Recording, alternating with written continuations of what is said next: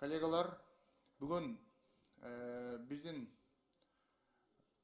коомдо биздин доордо азыр эле мен Маданият министрлигинин министрине ишеним көрсөтүп атып, бир нерсени айткым келип атат да, китепканалар боюнча Алмаз Акунянович, аймактардагы, айылдардагы китепканалар боюнча муну президентибизге жеткиресиз го деп ойлойм. Китепканалар жабылып атат да.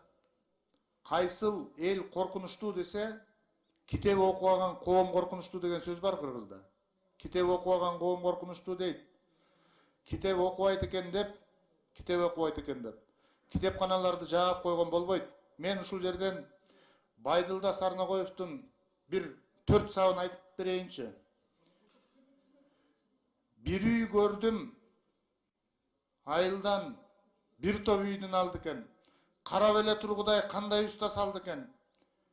Килемге бая бирок китеп жактан жарды экен. Жайпалактап ийеси жай сурашып отурду. Кагып силкет балдарын каалашпайт деп окууну. Китептери жок болсалар килемдерин окуйбу дейт. Бүгүнкү күндө китептери жок болсо килемдерин окуйбу деп атат. Бүгүнкү күндө bir kitep деген bir адамдан bir kitep деген долбоор менен канчалаган жаштар китеп окуп атат. Айылдарда бар китептер, конкурстар өтүп атат. Кайра тескерисинче биз китепканаларды жаап, адамдардын аң сезимин, кулк мүнөзүн, дүйнө таанымын тебелеп баратканга өтүп баратканыбыз бул биздин түркөйлүгүбүз болуп эсептелинет. Китепканалар боюнча сабатсыз болбойлу. Биз өзүбүз китепти окубасак, башка бирөө дагы, башка кыргыз коому дагы окубай калды деп ойлобошубуз керек.